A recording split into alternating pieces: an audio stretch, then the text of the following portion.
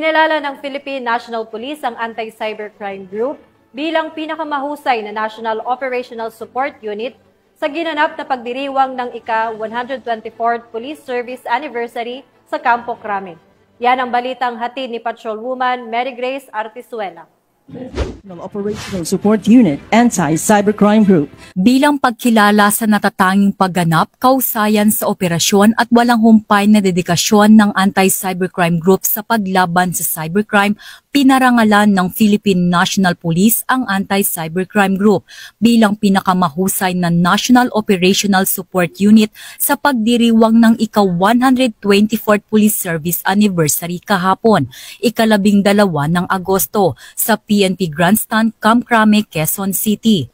Tinanggap ni Police Brigadier General Bernard Aryang, Acting Director ng PNP ACG, ang prestiyosong parangal sa ngalan ng buong grupo bilang pagkilala sa dedikasyon, kausayan at pagtutulungan ng mga opisyal at kawani nito.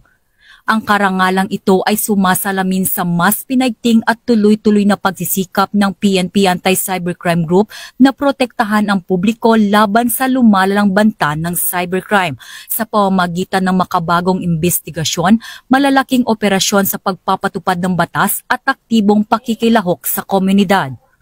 Maraming salamat sa sakripisyo nyo, sa hard work nyo, at eto ngayon, nakuha yung pagsasakripisyo. Maraming salamat. Mula dito sa Campo Crame, ako ang inyong PNN correspondent, Patrolwoman Mary Grace Artizuela, nagbabalita para sa Police News Network, alagad ng batas, tagataguyod ng balitang pulis.